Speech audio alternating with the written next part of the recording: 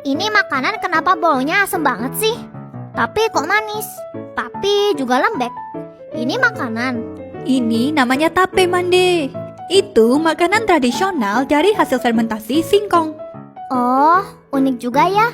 Tapi kok bisa ya singkong jadi kayak gini? Hehehe, waktunya Chef Popon menjelaskan. Awalnya, tape bukan dari singkong loh, melainkan terbuat dari ketan. Tape ketan lebih dulu dikenal sejak zaman Jawa kuno. Nah, kemudian pada abad ke-16, Portugis membawa singkong ke Indonesia. Karena waktu itu akses mendapatkan beras makin susah. Masyarakat Indonesia menjadikan singkong sebagai alternatif makanan yang mudah tumbuh di Indonesia. Dan jadilah versi tape singkongnya juga. Siapa di sini yang takut sama kuman atau jamur? Ih, pasti serem banget kan? Tapi tunggu dulu ya, tahu nggak sih kalau singkong keras ini bisa berubah menjadi lembut dan manis justru itu karena dibantu oleh pasukan jamur. Tenang, jamur bukan penjahat ya, tapi mereka adalah pasukan jamur yang super pintar. Namanya si ragi ajaib. Gimana cara kerjanya ya? Yuk simak penjelasan berikut ini. Pertama-tama singkongnya kita bersihkan dulu ya dari kulitnya dengan cara dikupas. Langkah selanjutnya, singkong yang kita kupas tadi kita cuci menggunakan air bersih ya, supaya tidak ada kuman yang menempel.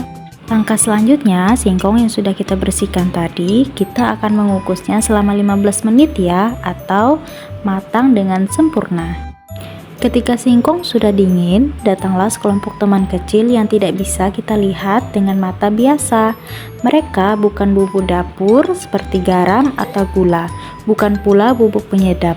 Mereka adalah pasukan ragi ajaib, makhluk hidup kecil yang benar-benar bekerja meski tubuhnya sangat kecil.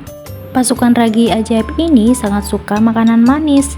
Mereka bukan menambah rasa dari luar, tetapi mereka membawa kekuatan super untuk mengubah pati dan gula yang ada di dalam singkong menjadi rasa baru yang lebih lezat. Singkong yang telah ditaburi pasukan ragi ajaib lalu dimasukkan ke dalam kandang rahasia, yaitu wadah tertutup. Ini penting sekali karena tanpa ragi dan tanpa tempat tertutup, singkong tidak akan bisa berubah menjadi tapai.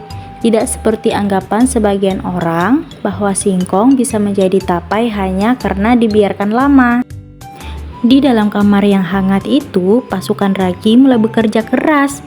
Mereka menemukan banyak gula tersembunyi di dalam singkong. Mereka memakan gula itu sedikit demi sedikit. Saat mereka mau makan gula, mereka mengeluarkan 3 hadiah spesial. Hadiah yang pertama yaitu mengeluarkan rasa manis yang lebih kuat karena pati diubah menjadi gula. Untuk hadiah yang kedua yaitu aroma harum dan teksturnya yang lembek sebagai tanda bahwa ragi itu sedang bekerja, bukan singkong yang membusuk ya. Yang ketiga, muncul gelembung-gelembung kecil yang tidak terlihat bernama karbon dioksida atau CO2. Gas ini seperti napas kecil para ragi ketika mereka makan gula. Selain itu, ketika pasukan ragi sedang bekerja, mereka juga mengeluarkan sedikit energi panas.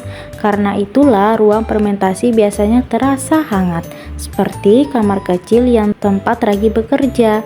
Ragi tidak merusak makanan, tetapi mengubahnya secara teratur dan aman. Inilah perbedaan antara fermentasi dan pembusukan, sesuatu yang sering disalahpahami oleh banyak anak. Setelah 2-3 hari, kamar rahasia itu dibuka. Cing! Singkong yang tadinya biasanya telah berubah menjadi tapai, singkong yang lembut, manis, dan harum. Itulah yang disebut fermentasi. Perubahan yang terjadi bukan karena bumbu, bukan karena singkong yang dibiarkan lama, tetapi karena kerja keras pasukan ragi ajaib yang hidup, aktif, dan memakan gula dan menghasilkan CO2. Sedikit energi dan rasa baru yang lebih enak. Di Kalimantan Tengah, tape singkong juga merupakan kearifan lokal. Biasanya dibuat bersama-sama atau memupuk nilai gotong royong.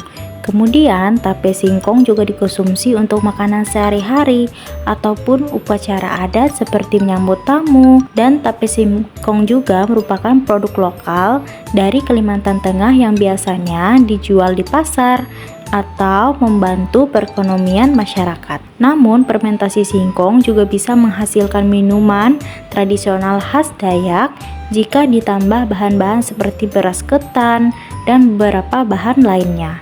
Minuman tradisional ini disebut juga dengan baram atau tuak.